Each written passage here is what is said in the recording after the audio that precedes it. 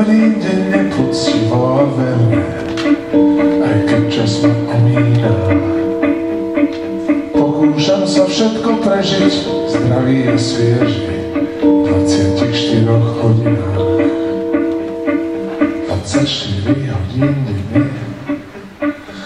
Dýcham na spoločný kyslík, neviem, čo mozog si myslí.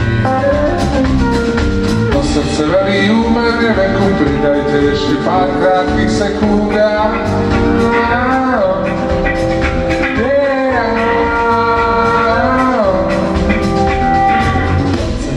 Slovenská hudobná legenda Richard Miller mala 17. mája v Bardejovských kúpeľoch koncert.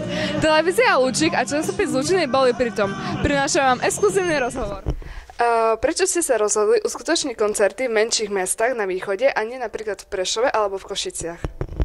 Preto, lebo všade sú ľudia, aj v menších mestách a je škoda to podceňovať. Takže sme urobili koncerty práve takéto. Mňa osobne veľmi zaujíma, ako vznikli vaše dva najväčšie megahity Po schodoch a Cigaretka na dva ťahy. No, Po schodoch napísal Vašo Patejdl, text Dano Mikletič a nám povedali v opuse, že by sme mali mať od nejakého renomovaného autora pesničku na dosku prvú, banketovú. A tak sme oslovili Vaša zobral tú pesničku a urobil. Ani vo sne ho nenapadlo a nás takisto nie, že to bude taký mega hit, ako hovoríš. A cigaretka vznikla. Tam sme tiež nepočítali s tým, že sa blížime k nejakému hitu. Ono je to totiž celkom dobré, keď je človek potom z toho prekvapený kladne. Horšie je, keď počíta s nejakým hitom a nakoniec toho žiaden hit nie je. Vaše každé turné sa nesie v inom duchu. Kde beriete inšpiráciu? Tak všade okolo seba, no a najmä sa snažím, aby sme hrali rôzny repertoár, aby ľudia, ktorí prídu, tak zažili čiastočne aspoň iné skladby. Na internete som sa dočítala, že toto turné má byť v šansonovom prevedení. Je ťažké takto upraviť pesničky? Ja si myslím, že nie. Celkom to vychádza, celkom to sedí. Čo vás priviedlo hudbe? Kto vám bol inšpiráciou? Ja som chodil na klarinet, veľmi nerád, a potom som sa dostal prostredníctvom jedného kamaráta ku gitare a to ma strašne bavilo. Takže vlastne ja môžem povedať, že som človek, ktorému sa koníček stal vlastne povolaním. A robia zo seba hostí na tom druhom brehu, prosím, nestrácajte hnevu. Píšete si texty sami? Po väčšine áno, s výnimkami určitými. V každej vašej skladbe cítiť, že ste sa do nej vložili, sám seba, srdce a svoje vlastné životné skúsenosti. Ktorá vaša skladba vám ale najviac utkvěla v pamäti? Ja mám najradšej Milovanie v daždi. Pamätáte si nejakú vtipnú príhodu, ktorú ste zažili na turné alebo celkovo počas vašej kariéry? S vtipnými príhodami je to komplikované, lebo po väčšine si ich nepamätám, ale jednu takú si pamätám, keď prišiel za mnou pán so svojou malou dcérou a vyzval ju, aby povedala, ktorú moju pesničku má najradšej. A dievčatko povedalo, že Lakomu myš.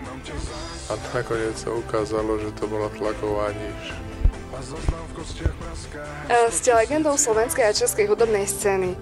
Máte aj skúšky pred turné, alebo to ide, ako sa vraví, samo? Nie, skúšame a čím viac, tým lepšie. To je zase veľmi, veľmi dôležité. Ktorá hudobná skupina alebo interpret, či už zo Slovenska alebo Česka, sa vám naozaj páči a chceli by ste spoločne pracovať na nejakom hudobnom projekte? Po prípade aj iní interpreti zo zahraničia? Áno, no tak to by sa našlo veľa toho, najmä zo zahraničia, ale tam je to absolútne nereálne. A z Československa práve naopak by som povedal, že reálne, ale musí to proste mať nejaký zmysel. Takže sem tam sa niekto vyskytne, kto tomu dá zmysel a sem tam to proste nefunguje. Pamätáte si na ten moment, kedy ste si povedali a budem spevák? Pri akej príležitosti to bolo? No, ako som začal s tou gitarou, tak takto sa to vlastne prenieslo aj na ten spev a ja som bol totiž to natoľko lenivý, že ja som proste nemal záujem preberať pesničky cudzie.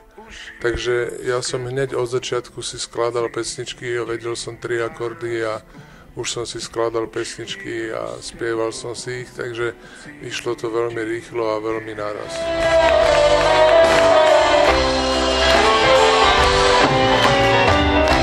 Na východ slunce, na vítr ve větví, anebo písne ticho, jak padající sníh. Okrem toho, že ste skvelý spevák, máte záľubu aj vo fotografovaní. Čo vás k tomu priviedlo? Ani neviem. Ľudia sa ma na to pýtajú, že čo ma k tomu priviedlo a ja neviem celkom dobre na to odpovedať, lebo po väčšine to býva oko. No, proste určitý pohľad na určité veci, ktorý je pre mňa zmysluplný a atraktívny zároveň. Prezradíte nám, aké sú vaše plány do budúcnosti? Nejaký chystaný album alebo kniha vašich fotografií? Áno, chystáme album, ktorý by mal výjsť v septembri a ešte v priebehu tohto obdobia do konca roka hráme nejaké koncerty. Nejaké ani nie je mnohé. Aká bola vaša spolupráca so skupinou Fragile?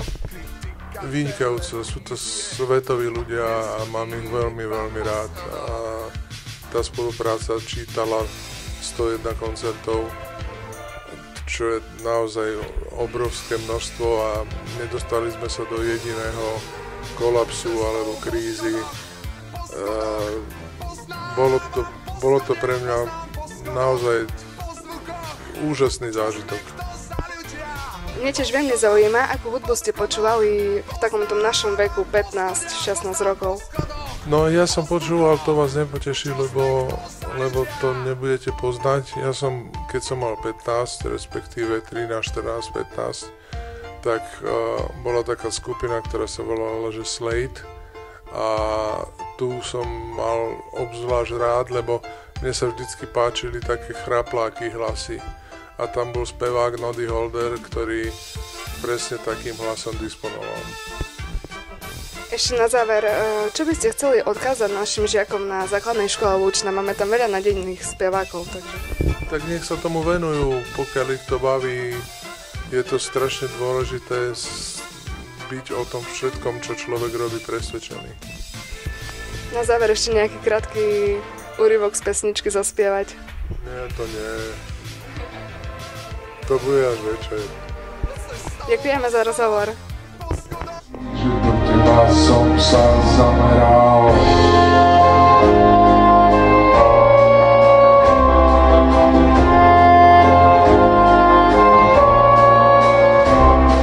Už cítim kožu zvláštne voní, v srdci praská ďalší kotol. My predsa nie sme ako oni, rozhodení tak dlho.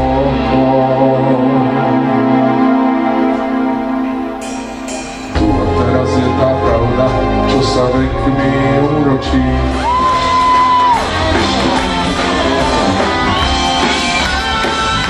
Lúčik a školský časopis Lučiny, Juliana Čarabová a Simona Kozáková.